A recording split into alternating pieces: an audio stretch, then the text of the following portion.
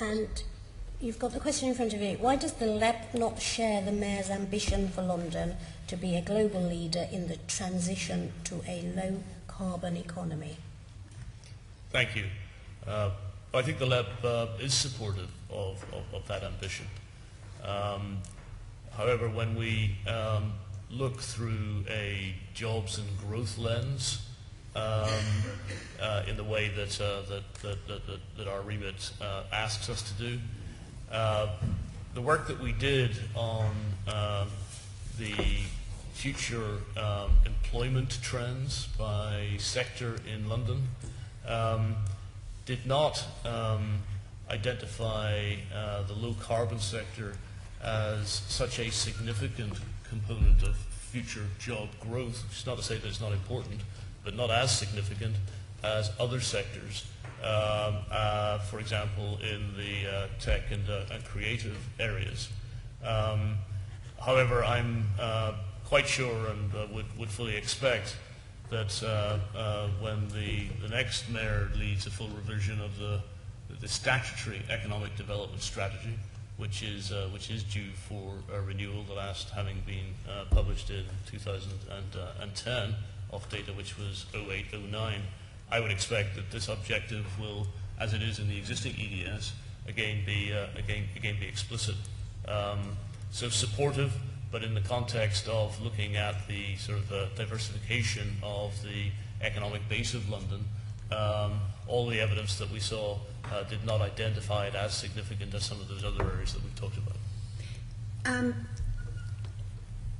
I hear what you're saying. However, climate change is a risk, and in fact, the Economy Committee was here at the London Assembly, was told last June by Lloyds of London that climate change is the greatest threat to business for London's small and medium-sized enterprises, and that there is limited capacity to keep insuring them. That would hit jobs and growth, wouldn't it? Well, yes, absolutely it would, which is why, as I said, the panel is supportive of a low carbon ambition. Absolutely. And PricewaterhouseCoopers also told the Economy Committee that we are importing a great deal of risk through supply chains and that this isn't well understood by most businesses. Do you think the LEP understands it? I'm not familiar with the analysis that they've done, but what kind of risks are they identifying through the supply chain? For example, when climate change hits Indonesia, there is a drastic shortage in Britain of component parts for computers and IT generally. Food, if there are famines in various parts of the world that supply us with food, we also start to run out of food. So supply chains are at risk from climate change, and that could certainly affect jobs and growth here in Britain, couldn't it? Well, I think supply chain disruption, however caused, yes, is clearly an inherent business risk. Agreed. You see, the London Jobs and Growth Plan that came out in 2013, which I assume you're responsible for, yes, it makes some passing references to climate change and low carbon jobs, but it wasn't one of your priorities. But then London 36, that you did with London First, makes absolutely no mention of climate change and low carbon jobs at all. I would have expected a mention, no? Well, I acknowledge the point. I mean, this is just in January, and the problem of climate change has been happening for a few decades. So the work that was done by McKinsey, which underpinned this report, and the consultation process that we went through in order to winnow down the important priority issues about in the context of London's economy, did not surface this as an overarching or specific issue. Point of fact. And the lens through which we're looking here is narrowly jobs and growth. There are clearly other elements of the London plan, of the statutory economic development strategy, of the Mayor's 2020 vision, which do indeed major on climate change and low carbon initiatives. But this sits alongside of those, looking more narrowly at a set of priorities that this group of people felt were those to focus on in terms of London's competitive position. I said at the beginning, I take your point about the lens that you are looking through of jobs and growth. But for example, you may know that the Bank of England is looking at the issue of stranded assets.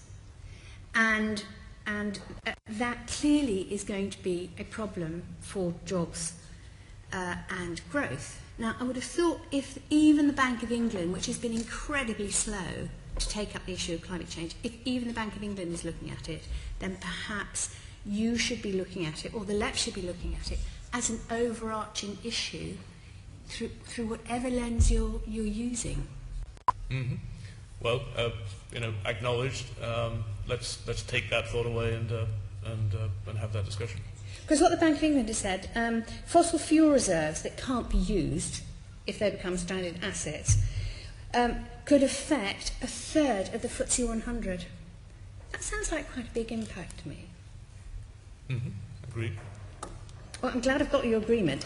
I would also like to ask you if you are aware that the low carbon sector actually employs 164,000 people more than work in banking. Well, we did look at some of the statistics in the course of developing this report. I think that number goes back to 2011. Yes, there's more now actually. I'm using the statistics that I have that are corroborated.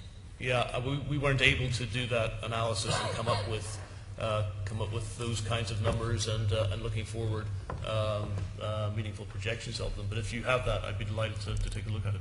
Oh, I can't possibly do your work for you. I'm really sorry, I don't have the resources. Also, the green economy, the low-carbon economy, is actually growing at 5% a year, which is a pretty good rate of return for investment. So I would have thought that would be something the LEP would have really, liked to encourage. Again, it didn't come through in the analysis that we've been through. So I, again, would be very happy to take a look at the data.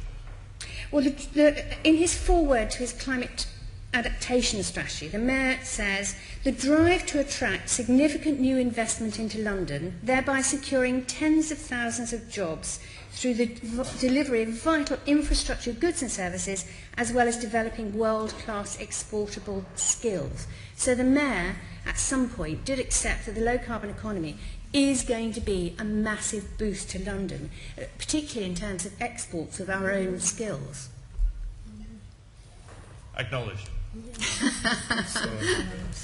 But if you're saying yes to me, all the time, why isn't the LEP actually doing something about it? Well, because it's wonderful that you're saying yes. Well, but I'm not saying yes in the following sense, that the work that we've done does not suggest that we have a burgeoning, for example, export-based business around low-carbon technologies. We have elements of that, but in the context of the overall London economy, they're relatively small.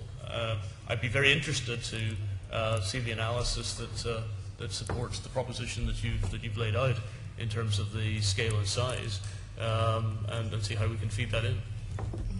Perhaps I can go back to the London 2036. There are some recommendations there that are relevant. Our committee heard that there are significant skills gaps in London for in growth areas like the low carbon economy, and what you could do, for example, is respond to market shortages of technically capable workers by improving education and skills at all levels.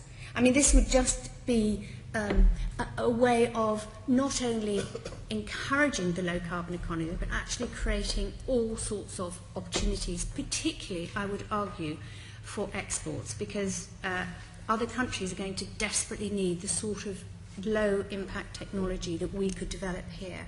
Do you see that as a way forward? Well, I certainly see the role of London's institutions in terms of research and development leading to technologies that are directly applicable in this context, and the commercialization of those into business propositions indeed is something that should be encouraged and supported. Absolutely. Okay, that's very interesting.